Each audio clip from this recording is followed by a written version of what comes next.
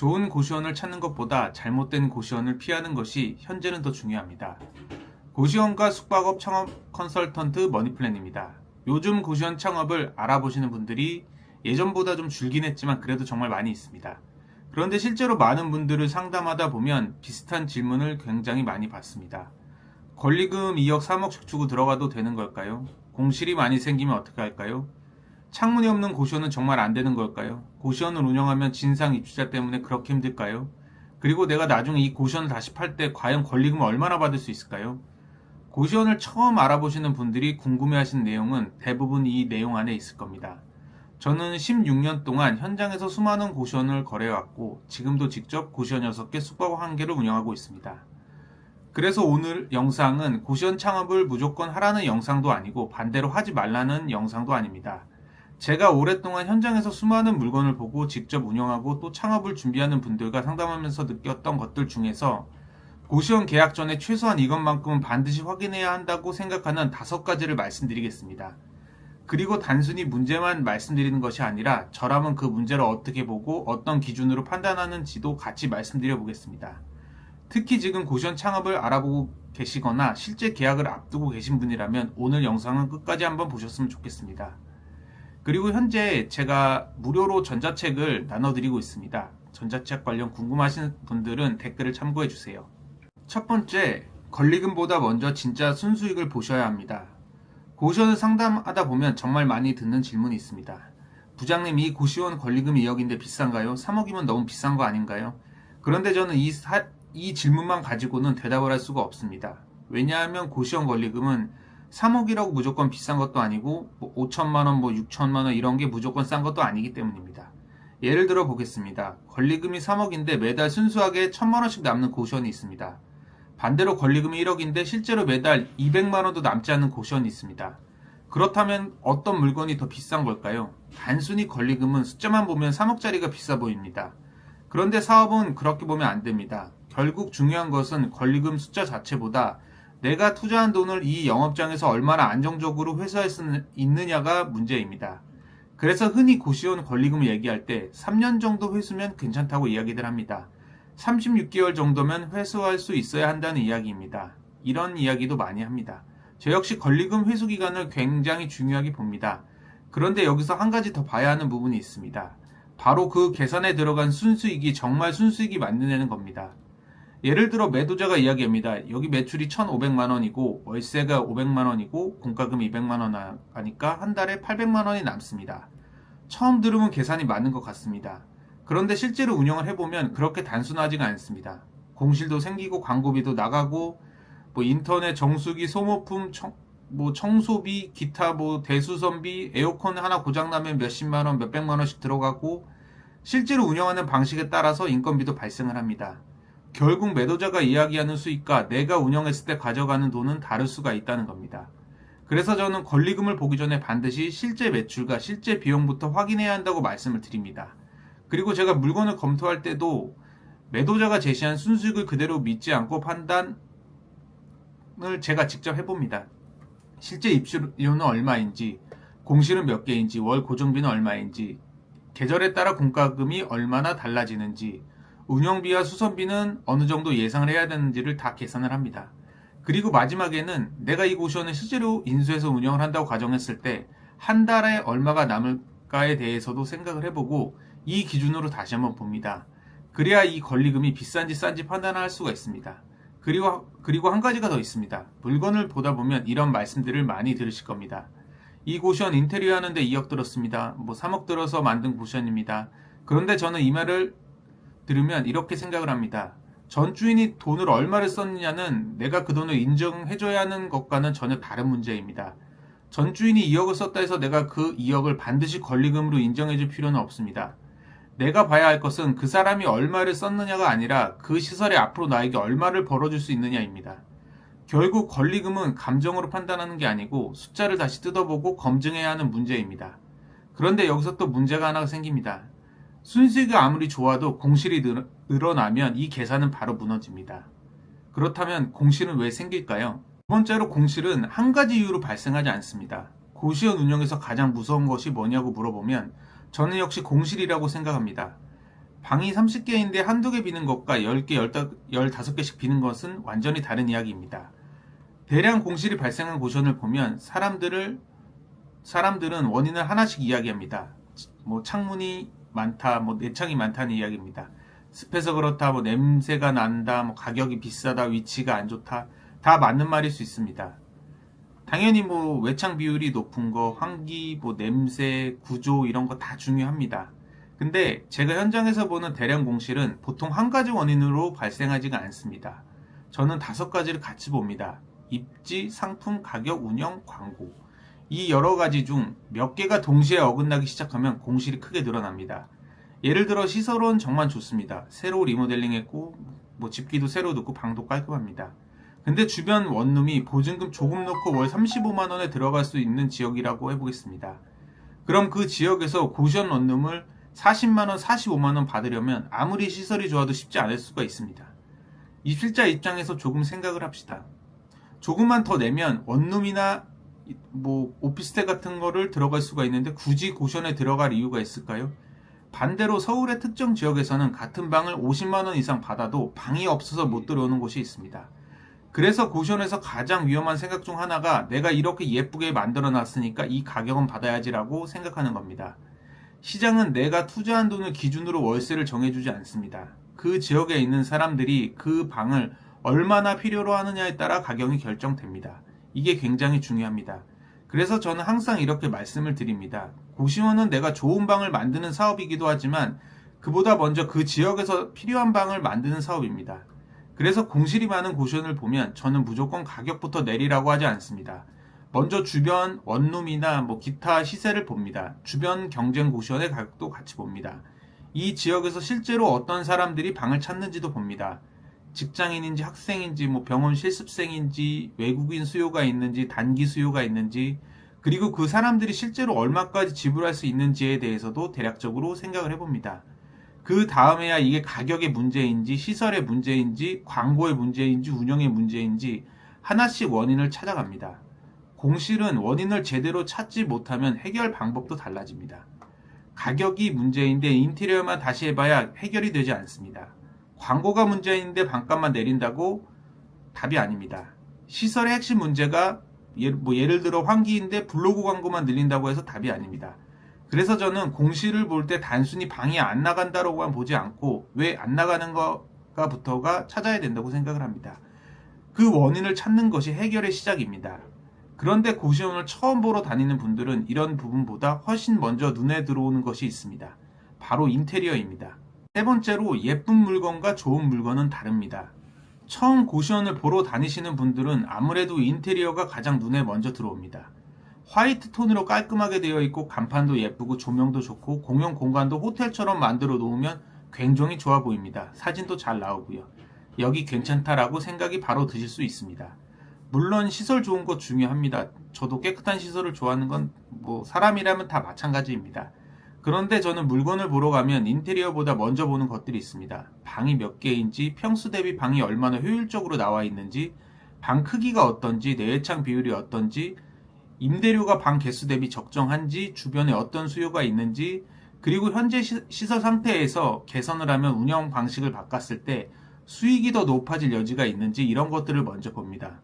왜냐하면 인테리어는 돈을 쓰면 바꿀 수가 있습니다. 벽지도, 장판도, 가구도, 도색, 페인트 다 바꿀 수 있습니다. 하지만 입지는 바꿀 수가 없습니다. 면적도 마음대로 늘릴 수가 없습니다. 건물 구조도 쉽게 바꿀 수가 없습니다. 특히 앞으로 고시원은 면적이나 시설 기준 때문에 예전처럼 마음대로 방 개수를 조정하는 것도 쉽지가 않습니다. 그래서 저는 오히려 평수 대비 방이 큰 고시원, 방 개수가 많은 고시원, 현재 시설이 조금 부족하더라도 개선했을 때 수익을 끌어올 수 있는 고시원, 이런 물건을 굉장히 중요하게 봅니다. 그리고 저는 고시원 물건을 볼 때 지금 모습만 보지 않습니다.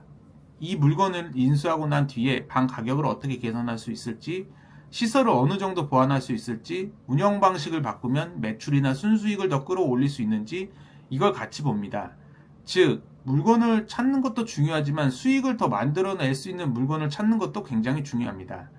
예를 들어 지금은 오래돼 보이더라도 방이 크고 방 개수가 많고 임대료가 적고 시설만 조금 개선하면 경쟁력이 있는 곳이라면 저는 오히려 그런 물건을 더 관심 있게 보고 있습니다. 반대로 지금 예쁘고 깔끔해도 임대료가 너무 높고 방개수가 적고 더 이상 개선할 여지가 없다면 생각보다 좋은 투자가 아닐 수도 있습니다. 그래서 저는 이런 표현을 자주 씁니다. 예쁜 고시원과 좋은 고시원은 틀립니다. 그리고 제가 물건을 볼 때 하는 역할도 바로 이런 부분입니다. 지금 보이는 모습만 평가하는 것이 아니라 이 물건이 앞으로 얼마나 좋아질 수 있는지, 수익을 어디까지 끌어올릴 수 있는지를 같이 보는 것입니다.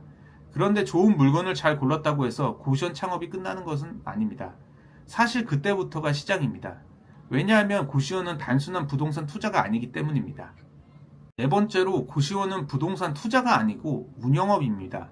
이 부분은 고시원 창업 전에 알고 들어오셨으면 좋겠습니다. 처음에 고시원을 알아보시는 분들 중에는 방을 다 채워놓으면 매달 월세가 들어와서 그냥 편하게 한다고 생각하시는 분들이 많이 있습니다. 그래서 약간의 부동산 투자처럼 생각하시는 경우가 많이 있습니다. 그런데 직접 운영을 해보면 전혀 다릅니다. 고시원은 결국 사람을 상대하는 사업입니다. 밤에 시끄럽게 하는 입실자가 있을 수도 있고 야간에 문제가 발생할 수도 있습니다. 공용 공간에서 담배를 피우는 사람이 있을 수도 있고 월세를 늦게 밀리는 사람도 있습니다. 또 방에서 냄새가 심하게 나는 사람도 있고 옆방 소음 때문에 서로 싸우는 경우도 있습니다. 특히 지금 같을 때는 에어컨이 너무 약하다고 전화가 오는 경우도 있고 물이 수압이 약하다고 전화가 오고 인터넷이 안 된다, 와이파이가 안 된다, 시설이 고장났다, 별의별 일이 다 생깁니다. 그래서 고시원을 오래 운영하시는 분들 이야기를 들어보면 사람 상대하는 게 제일 힘들다고 말씀하시는 분들이 많습니다. 저도 충분히 이해합니다. 저 역시 지금 여러 곳을 운영하고 있기 때문에 이런 문제들을 계속 경험합니다. 하지만 저는 진상 자체보다 더 중요한 것이 있다고 생각을 합니다. 진상이 한 명도 없는 고시원을 만드는 것은 사실상 현실적으로 좀 어렵습니다. 어떤 사업을 하든 다양한 사람들이 들어옵니다. 중요한 것은 문제가 발생했을 때 운영자가 그 문제를 어떻게 처리하느냐입니다. 사람을 잘 상대하는 것이 무조건 참고 친절하게 해주라는 의미는 아닙니다. 나름 규칙은 있어야 합니다. 지켜야 할 선도 있어야 합니다. 다른 입실자에게 피해를 주는 행동은 분명히 자제를 해야 합니다.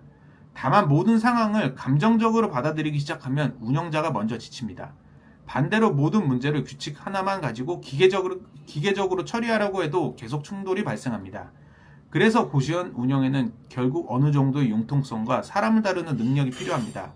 그리고 저는 운영에서 가장 중요한 것이 문제가 안 생기기를 바라는 것이 아니라 문제가 생겼을 때 어떻게 처리할지를 미리 정해두는 것이라고 생각을 합니다.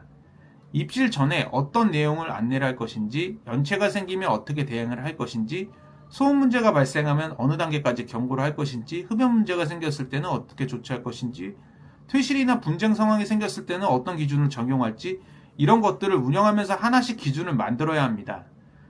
그러면 처음에는 조금 어렵게 느껴졌던 일들도 조금씩 시스템으로 만들 수가 있습니다. 운영도 결국 경험이 쌓이면 시스템으로 만들 수가 있습니다. 사람을 상대하는 것 자체가 너무 싫거나 전화 오는 것이 너무 스트레스거나 문제가 생길 때마다 감정적으로 크게 영향을 받는 분이라면 고시원 창업이 생각보다 힘들 수 있습니다. 하지만 반대로 이 문제를 미리 알고 대응 기준과 운영 시스템을 갖춘다면 훨씬 안정적으로 운영을 할 수가 있습니다. 고시원은 단순한 임대 사업이 아닙니다. 분명 운영 능력이 필요한 사업입니다. 그리고 저는 여기서 한 가지를 더 봅니다. 많은 분들을 창업할 때 얼마를 버느냐만 생각을 합니다. 그런데 저는 들어갈 때부터 나올 때를 같이 생각해야 한다고 생각을 합니다.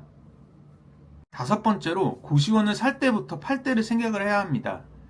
예전에 코로나 이럴 때는 권리금들이 워낙 쌌기 때문에 크게 상관은 안 했지만 지금은 솔직히 고시원 권리가 비싸기 때문에 이거를 생각을 안 할 수가 없습니다.